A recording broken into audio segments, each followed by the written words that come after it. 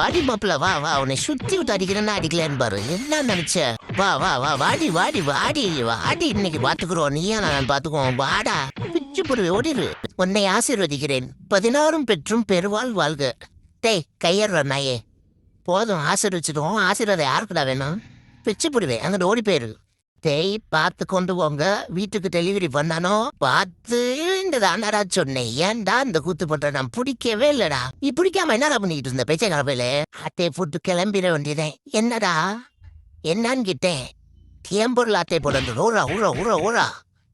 டேய் எடுத்துட்டு போறேன்டா நீங்க ரெண்டு தானடா நீ விளாண்டீங்க நான் அப்படியே வீட்டுக்கு போயிரு சாமி அடின்னு தடி அடிக்கிறாங்க